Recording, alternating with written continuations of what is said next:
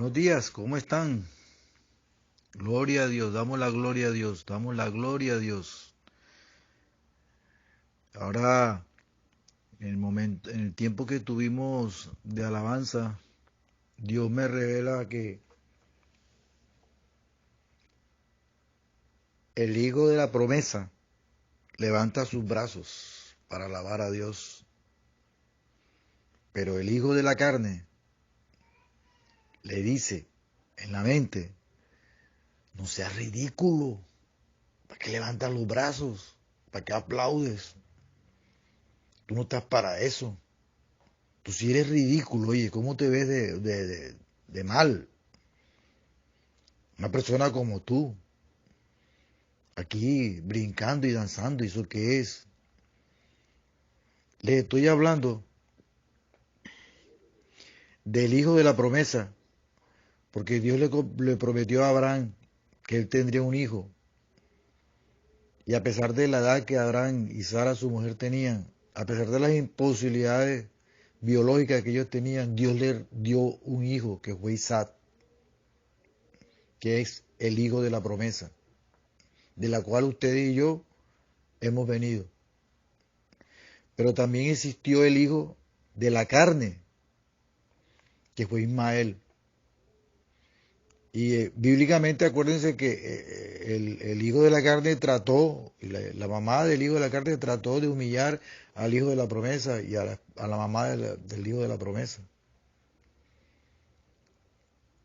Pero todo estaba estipulado en el plan perfecto de Dios para que el hijo de la promesa fuera el que echara para adelante. Ustedes son hijos de la promesa. Ustedes fueron prometidos por el Señor en que a través de una muerte en la cruz de su Hijo amado, ustedes y yo entráramos en este redil, en el redil de los hijos de la promesa, de la redención, de la salvación. Así que cada vez que estemos en medio de la alabanza, levanta tus brazos y aunque el hijo de la carne te diga que te ve ridículo, ríete tú de él y dile, ridículo eres tú que no lo quieres hacer. Aleluya, gloria a Dios. Antes de comenzar a estudiar, a enseñar el texto que hoy vamos a estudiar, quiero comentarles una anécdota. En un centro comercial de aquí de Barranquilla, en un almacén de esos de cadena, que no voy a decir el nombre porque yo no voy a hacerle propaganda a ese almacén. Se perdió una niña, pero la niña la llevaron a la recepción y por el alto parlante de ese almacén anunciaron, pues, le avisamos a la mamá que está perdida que acá en recepción hay una niña de 4 añitos que se llama fulana de tal, está vestidita así asado. Y varias veces repitieron, le avisamos a la mamá a la mamá perdida que su niña está aquí. Al rato apareció la mamá. ¿Y ustedes qué creen? ¿Que abrazó a la niña o venía? No, venía furiosa en contra del administrador del almacén porque empezó a reclamándole que por qué él estaba diciendo que ella era la que estaba perdida cuando la que se había perdido era la niña. Y el administrador le contestó, bueno, la niña estaba aquí, usted no estaba, por lo tanto la perdida era usted. Causa risa, ¿verdad? Pero ahorita lo van a entender. Esta anécdota cómo encaja en el texto que vamos a estudiar. Y el texto que les invito a que abran sus Biblias es en el libro de Lucas, el doctor Lucas, capítulo 2. Vamos a ir desmenuzando desde el versículo 41 hasta el 52. Este es el capítulo de la Biblia, el único capítulo de la Biblia en el que nos relatan los detalles o algunos pormenores de la vida de Jesús desde que nació, su infancia y su adolescencia, porque ya sabemos que los 4 evangelios sí nos relatan completamente todo el desarrollo del ministerio de Jesús cuando estuvo aquí en la tierra. Pero no hay más detalle, incluso que existen unos libros que se denominaron apócrifos, que el canon de la Biblia no los aceptó por muchas formas y maneras. Y uno de ellos relata de que Jesús jugaba con unas bolitas de barro y cuando las soplaba, de esas bolitas se transformaban en pajaritos. Pero también hay otro que nos relata que Jesús jugando con otro niño tuvo una discusión, una discrepancia y lo empujó, pero el niño al caer se golpea la cabeza y muere. Y María, la mamá de Jesús, salió corriendo y le dijo a Jesús, Jesús, te he dicho que eso no se hace, mira lo que acabas de hacer. Y Jesús cogió, el niño Jesús cogió al otro niño que estaba muerto, lo tomó del brazo y lo resucitó. Eso no está en el canon de la Biblia. Esos son relatos que tratan de rellenar el espacio que la Biblia no nos los da, de la infancia y de todo lo que es el nacimiento de Jesús. Por eso cuando uno trabaja con las edades cronológicas de Jesús, la Biblia no nos da muchos pormenores. Es la gran verdad. Pero este segundo capítulo es el único que nos da algunos detalles muy importantes y comienza, fíjense que este capítulo comienza, en el capítulo 2 comienza con el nacimiento de Jesús. Pero a partir de que ya llega Jesús, se le hace la circuncisión y todo, hay un silencio en la palabra de Dios sobre todo lo que sucedió después. Hasta que aparece en el capítulo 2 que Jesús tiene ya 12 años. Y luego de ese capítulo hay nuevamente un gran silencio en la palabra de Dios hasta que Jesús cumple los 30 años de edad.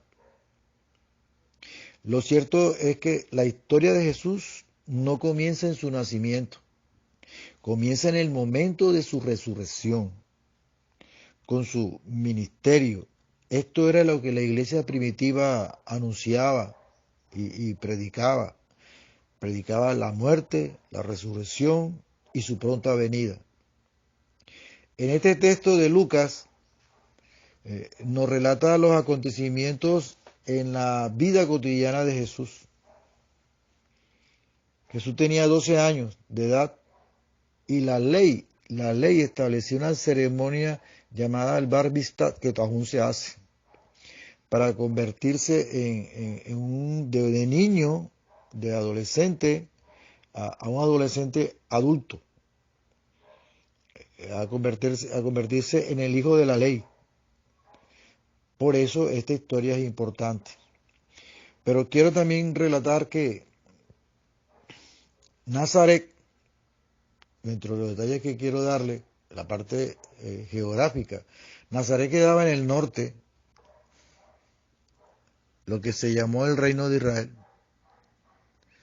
y Jerusalén quedaba en el sur, lo que se llamó el Reino de Judá. Y Jesús vivía en Nazaret con María y con José, en la Galilea, que entre otras cosas la Galilea no era una ciudad, Galilea era una región, como decir la costa atlántica, que está conformada por varios departamentos, varias ciudades, varios pueblos. Así era la Galilea. Era una ciudad, es una región costera al mar de Galilea.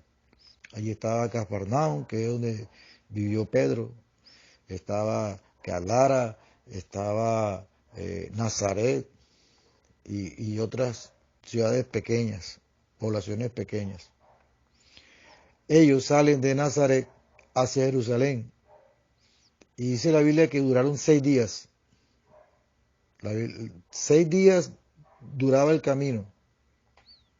Hoy en día ese mismo camino en un automóvil dura apenas 20 minutos. Pero ellos se echaron 6 días y, entre otras cosas, Jerusalén, en el sur, queda en medio de los montes Sinaí, el Carmelo, la Calavera y los otros montes que estaban allí, están allí todavía. Y Jerusalén quedaba en las alturas, como decir, irnos de aquí de Barranquilla para Bogotá, hay que subir. Y ellos salían en caravanas para evitar los peligros. Y estaba estipulado que los niños mayores de 12 años iban con los hombres, con los parientes hombres, y los niños menores de 12 años vendrían con su mamá en medio de la caravana. ¿Por qué duraban 6 días? Porque había que hacer unos pares, porque los cogía la noche. Cuando ellos llegan a Jerusalén, allí van a encontrar ¿a qué? Al templo, porque ellos iban de todas partes del mundo en medio de la fiesta de la Pascua, que era una fiesta que duraba 8 días y que era una conmemoración de la redención de la esclavitud egipcia, en la que Dios con manos poderosas, con manos fuertes los sacó de allí, del cautiverio egipcio, para llevarlos a la tierra prometida. Ellos establecieron esa fiesta en conmemoración a eso, la fiesta de la Pascua. Y todos los años se celebra esa fiesta y por lo tanto todos los judíos de muchas partes del mundo y de muchas regiones en ese momento iban a Jerusalén para santificarse y para recibir la bendición sacerdotal. Por eso es importante este capítulo y sobre todo es importante este capítulo 2 que vamos a estudiar hoy. Por lo tanto, dice que cuando se acabó la fiesta y había que regresar a Nazaret, se regresaban a Nazaret 25 kilómetros, 6 días de camino, y lo hacían en caravana nuevamente. La gran pregunta, ¿por qué Jesús se perdió? ¿Por qué Jesús se perdió? Sencillamente José pensó que María lo tenía y lógicamente María también pensó que lo tenía José. Cuando hacen al primer día de camino, cuando estacionan para descansar, para reabastecerse, para hacer un compartir, lo primero que cuando José llega donde está María, ella le pregunta, mira, ¿y dónde está Jesús? Y José dice, ¿no está contigo? No. Y comienzan a buscarlo en medio de la caravana, a los parientes, a los amigos, a los primos, a todo el mundo. ¿Han visto a Jesús? ¿Han visto a Jesús? Ya había caído la noche, porque los descansos lo hacían de noche, para evitar el peligro. Y resulta que Jesús no estaba en la caravana, Jesús se había perdido. Y ellos, José y María, deciden devolverse, ellos dos solitos, a Jerusalén para encontrar al niño. Aquí hay un principio que les quiero mostrar. La noche es símbolo de tinieblas. La noche es símbolo de dolor, la noche es símbolo de angustia. Y si tú en la noche descubres que el dolor es más agudo porque Jesús no está, lo propio es que salgas a buscar a Jesús. ¿Sabe qué dice la Escritura? Que Él es el Dios que se hace encontrar de los que le buscan. Porque cuando tú decidas hoy, ahora, buscar a Jesús, es bueno que sepas que Él salió hace miles de años a encontrarse contigo. Es bueno que tú sepas y tú entiendas que de la misma manera que tú descubres la oscuridad de tu vida ausente de Jesús, Él ya te lo advirtió diciéndote, sin mí nada podrás hacer. Así que el primer principio que nos muestra este pasaje es que cuando cae la noche, oigan bien, cuando cae la noche y no encontramos a Jesús con nosotros, lo propio es que salgamos a buscarlo. Eso es el primer principio. Si Jesús se nos perdió, salgamos a buscarlo. Porque sin Él nada podremos hacer. Hay un segundo principio escondido en esta historia y Lucas lo demarca muy bien. Él dice que en el tiempo de la Pascua, el Sanedrín tenía la costumbre de reunirse en los atrios del templo para discutir las cuestiones teológicas en presencia de todos aquellos que quisieran escuchar. Qué interesante que allí fue donde Jesús y María encontraron a Jesús. Ahora, Lucas nos dice, el doctor Lucas nos dice que para encontrar a Jesús en Jerusalén tardaron 3 días. 3 días. Y yo les pregunto a ustedes, ¿cuántos días duró Jesús en el sepulcro? 3 días. Y si ustedes sacan cuenta, fíjense bien, Jesús lo captura, ¿cierto? Con el horario, estoy hablando del tiempo horario de ellos, no de nosotros, porque nosotros manejamos otros tiempos como diferentes al de ellos. Pero Jesús duró 2 días sacrificándolo, martirizándolo, juzgándolo, hasta condenarlo y llevarlo a la cruz. Así que, así como María y José duraron prácticamente 5 días perdidos, más adelante esos mismos 5 días fueron en la que Jesús entregó su vida para resucitar al tercer día. Qué interesante estos detalles. Entonces, el doctor Lucas nos dice que ellos duraron 3 días para buscar a Jesús. Quiere decir que lo buscaron en todas partes. Lo buscaron en el gimnasio, lo buscaron en la cancha de fútbol, lo buscaron viendo un partido de junior, lo buscaron en una discoteca, lo buscaron por todas partes de Jerusalén, pero menos en el templo. Y en medio de esta sociedad que estamos nosotros, que es diversificada, es importante que este principio lo tengamos en cuenta. Nadie encontrará a Jesús en la periferia de Jerusalén. Para encontrar a Jesús, iglesia, hay que encontrarlo en el templo. Hay que encontrarlo en el templo. Para encontrar a Jesús hay que buscarlo en las Escrituras. El Jesús de las Escrituras nada tiene que ver con el Jesús de los políticos revolucionarios. No, nada tiene que ver con los esotéricos. Nada tiene que ver, mucho menos tiene que ver con los santeros.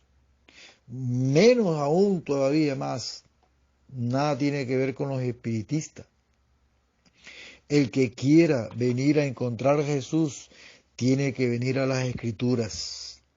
Y cuando lo encuentres en las Escrituras, encontrarás a uno que representa al Padre Celestial, porque procede del Padre. Y cuyo objetivo es buscar y salvar lo que se había perdido. Amén. ¿Cuánto dan gloria a Dios? María y José salieron a buscar a Jesús. ¿Cuánta gente no salen a buscar a Jesús? Pero a Jesús hay que buscarlo es en las Sagradas Escrituras. Él dijo, escudriñen las Escrituras porque a vosotros os parece que en ellas está la vida eterna. Y es verdad que hay vida eterna, y esa vida eterna es revelada por un solo camino. Porque, iglesia, yo les quiero decir algo, que hay muchos caminos que dicen para encontrar a Dios.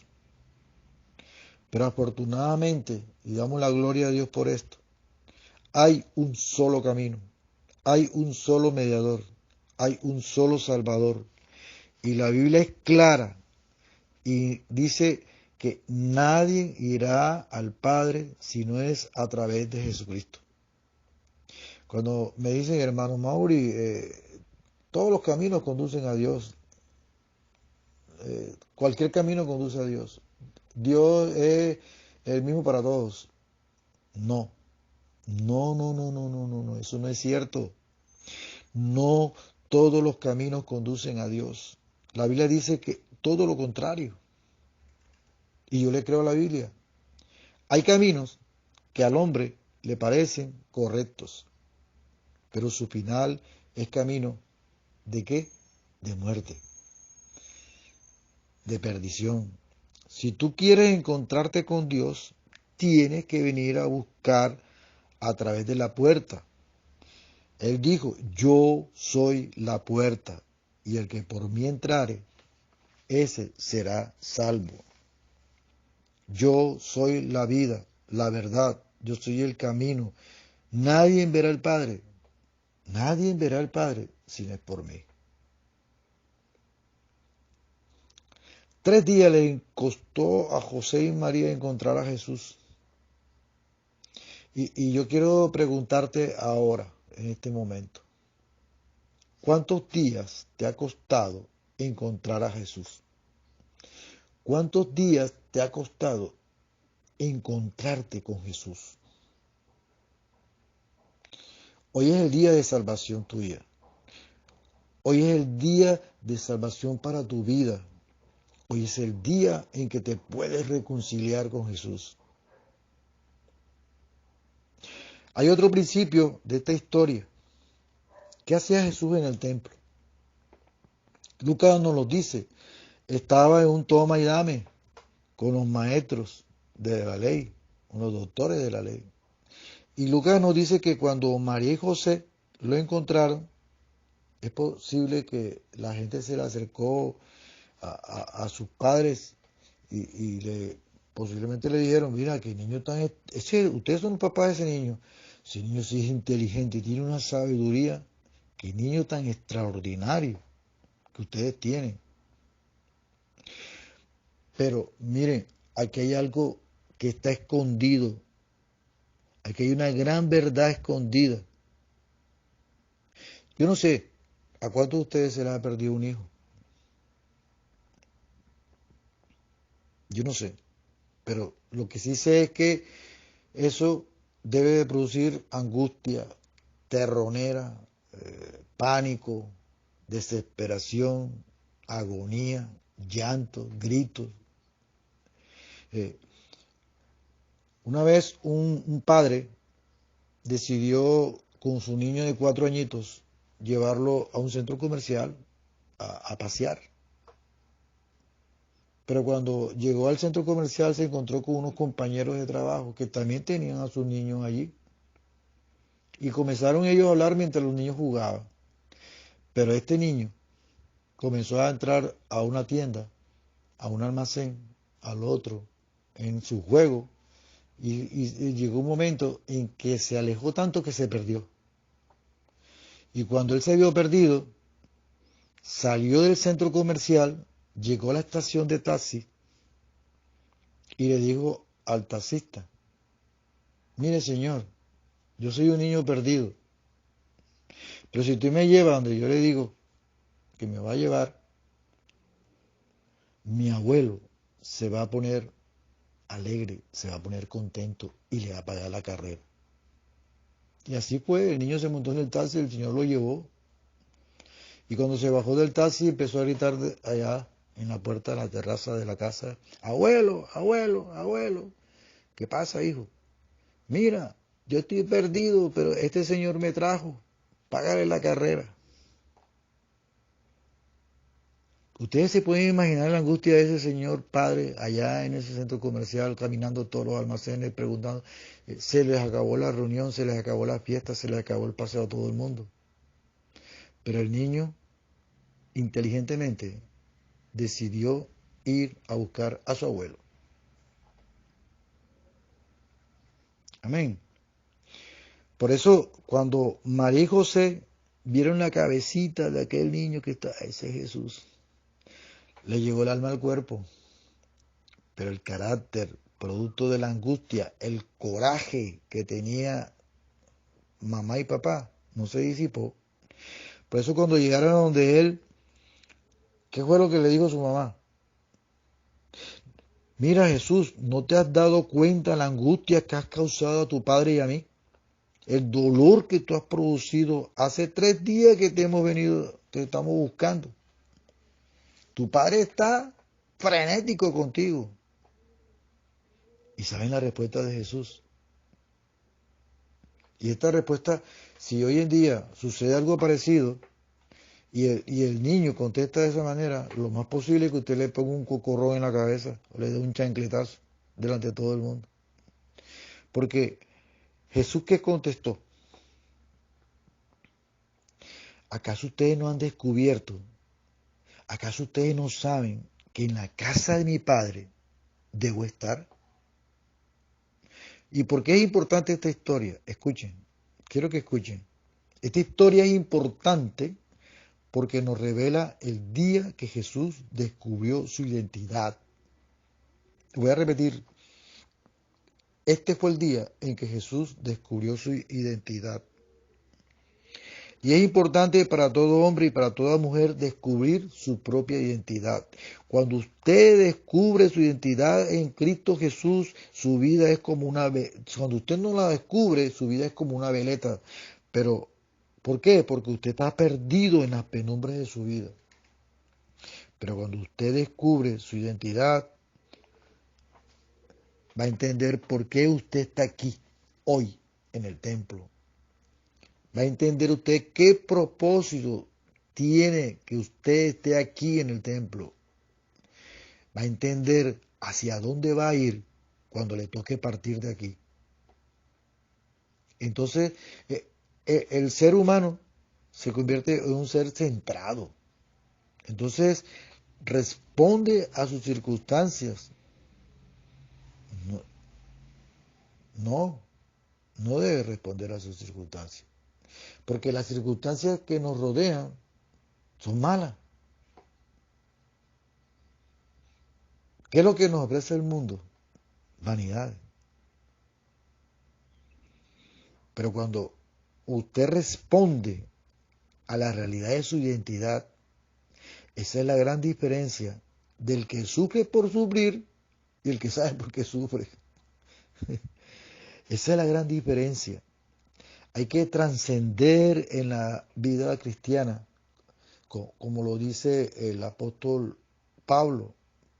Dice, por lo cual yo estoy seguro que ni la muerte, ni la vida, ni ángeles, ni principados, ni lo presente, ni lo porvenir, ni lo alto, ni lo bajo, ni ninguna cosa creada me podrán separar a mí del amor a Dios que es en Cristo Jesús. Aleluya. Jesús, escuchando a los religiosos de su tiempo, descubrió quién era. Él ante la ley, él ante los profetas, él ante la Torá, ante el Talmud. Cada vez que aquellos doctores de la ley decían algo, Jesús descubría, ese soy yo.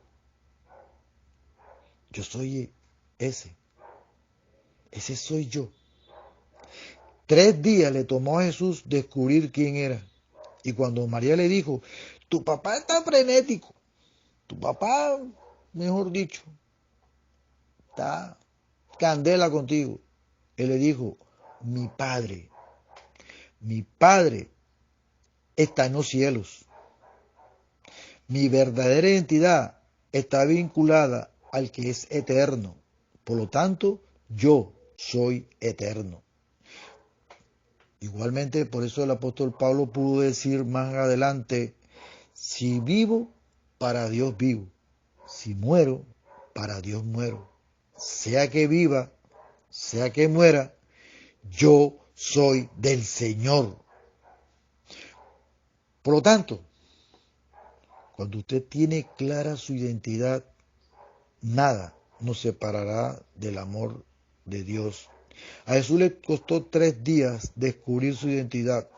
¿Cuántos días, cuántos años te ha costado o te ha tomado a ti descubrir tu identidad en Cristo Jesús?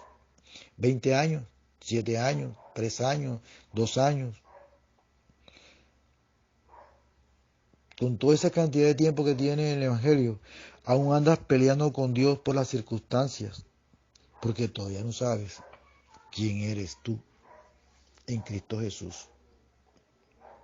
Yo quiero que hoy salgas tú de aquí afirmando quién eres, a quién tienes como padre. No te sientas como el desgraciado de tu niñez, de tu vida. Cambia esa actitud. Y en vez de creer que eres hijo del dolor, de la desgracia y del sufrimiento, ¿por qué no empiezas mejor a decir que como consecuencia de tu desgracia, como consecuencia de tu de sufrimiento, te encontraste con tu verdadero Padre, con tu verdadero Dios, con tu verdadero Señor, en medio del lodazal? Dios te sacó, como dice el apóstol Pablo, de modo si alguno está en Cristo, nueva criatura es. Las cosas viejas pasaron, he aquí, todas son hechas nuevas. Y yo me atrevo a preguntarte, si aquí hay una persona que tiene 3 días de convertido y aún no sabe quién es Dios, se le puede pasar. Pero si aquí hay personas de más de 3 días, de 1 año, de 5, de 15, de 20, de 30 y 40 años en el Evangelio, y aún no sabe quién es Dios en su vida, venga acá al altar a convertirse de nuevo. Porque usted no se ha convertido todavía. Porque usted no sabe quién es tu Dios. Y te voy a decir algo. Tú estabas en el plan sempiterno de Dios. Y yo lo leo en las Escrituras, a Dios hablándole al profeta, antes de que tu papá y tu mamá te concibieran, ya yo te conocía. Ya Dios te conocía. Él te escogió antes de la fundación del mundo para que tú le sirvieras y para que tú declares que tú eres el Hijo del Dios Todopoderoso. Aleluya. ¿Cuántos han viajado en avión? Ustedes saben que los aviones a veces sufren turbulencias. ¿Qué es una turbulencia? Es cuando el avión se empieza a mover de arriba y para abajo y a estremecerse. Y eso produce pánico. Eso produce angustia porque lo primero que le llega a la mente a uno es que el avión se va a caer y vamos a morir. Y en medio de esa tragedia, ese corre-corre, había una señora que se había, la zapata le decía, señora, siéntese, amárrese el cinturón, y esa señora, nada, corría para todos lados como loca gritando, que nos vamos a matar, que nos vamos a matar. Y al lado de ella, en la silla donde iba, al lado iba un niño, con unas crayolas y unas hojas de papel, dibujando tranquilamente el niño. Y ella cuando pasaba y miraba al niño, lo veía tan tranquilo, eso le daba y corría para aquí, corría, hasta que llegó un momento que no se aguantó y le dijo al niñito, mira niño, tú no te das cuenta de lo que estamos metidos, que el avión se va a caer.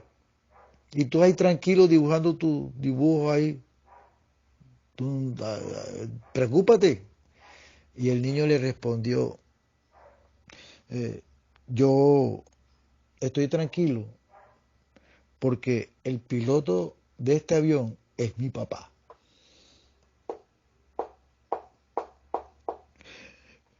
Aleluya.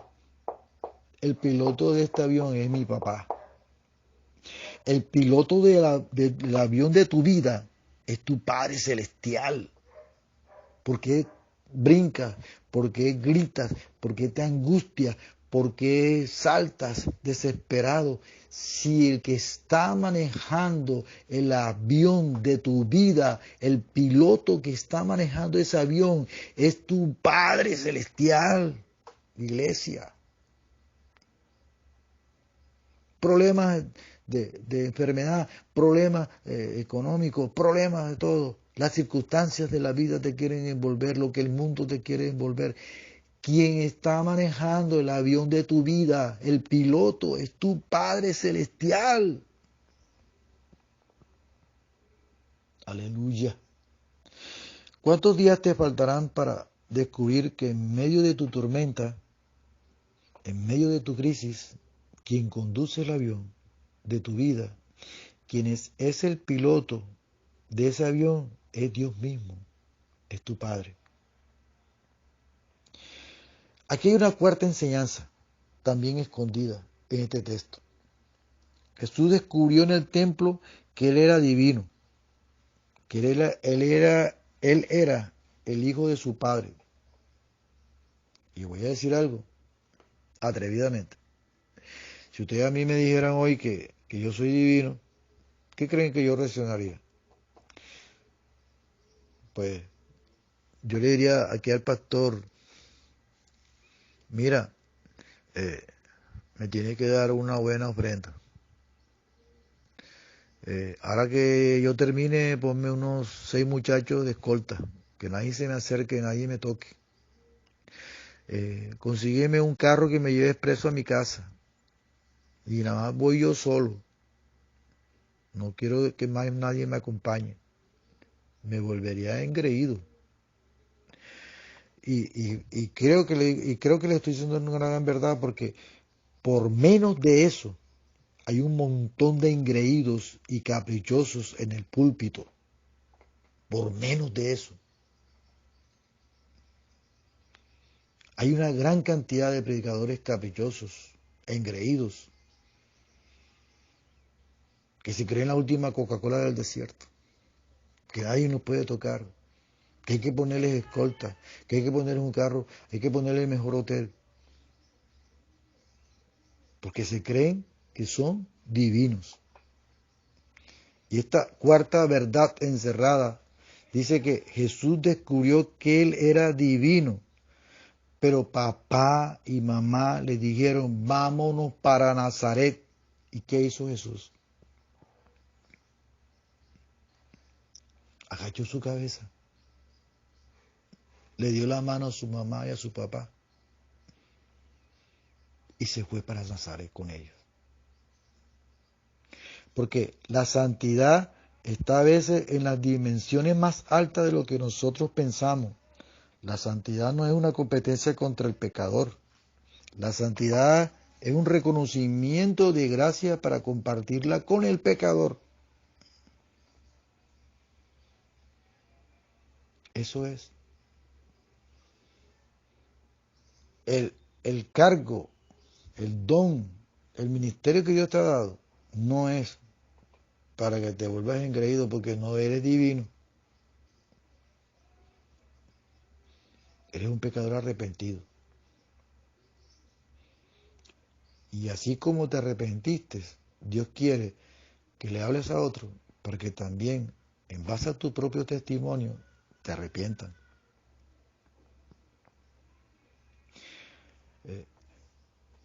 Yo trabajé muchos años en una empresa aquí en Barranquilla, almacén Ciclo Costa. Y votaron a un amigo que yo había recomendado. No me gusta recomendar, pero a ese lo había recomendado. Y era muy buen empleado, muy buen empleado. No el mejor, pero era muy buen empleado. Pero lo votaron. Y yo hablé con el jefe, una caja jefe, porque votaron a fulano, que era buen empleado. Y excelente, muy bueno. Pero me tocó votarlo. Y si volviera a trabajar, lo volvería a votar. Pero si era tan bueno, ¿por qué? Porque era muy bueno, pero no era obediente. Y por eso lo volvería a votar. No era obediente. Y aquí está el secreto. La cuarta verdad de esta historia. ¿De qué me serviría a mí, de qué te serviría a ti si tuviéramos un Dios desobediente, a un Jesús desobediente? ¿De qué nos serviría como cristianos tener a un Jesús desobediente? No nos serviría de nada. Pero, ¿sabes lo que dice la Escritura? Dice que Él fue obediente hasta lo sumo, por lo cual Dios le dio un nombre cuyo nombre se doblará toda rodilla de lo que está arriba en el cielo, abajo de la tierra y aún debajo de la tierra, y toda lengua confesará que Jesucristo es el Hijo de Dios, es el Señor. Esa es la gran verdad que está escondida aquí en esta historia. Jesús era el Verbo hecho carne, el verdadero Hijo de Dios, pero no se engrió, no se orgulleció, no se envaneció, sino todo lo contrario. Cuando descubrió quién era Él, entendiendo quién era Él, era necesario cumplir con todos sus deberes, con todas sus responsabilidades, obedientemente. Y finalmente, aquí está la última gran verdad de esta historia. Usted y yo podemos ser las estrellas que más alumbren en el universo evangélico, pero nada seremos si no somos obedientes al propósito y al plan de Dios. El secreto de una vida victoriosa es descubrir la relación con el Eterno. Pero hazte un favor, iglesia, hazte un favor. Si tú le llamas a Dios, que es tu Dios, si le llamas Padre al Dios eterno, lo llamas como tu Padre, obedécelo, obedécelo, asume la postura de hijo. Si le llamas eterno, acepta que estás vinculado a su eternidad, y si le llamas soberano, sométete como siervo del soberano. Porque Dios da gracia al humilde y resiste al que es soberbio. Iglesia, Dios te bendiga.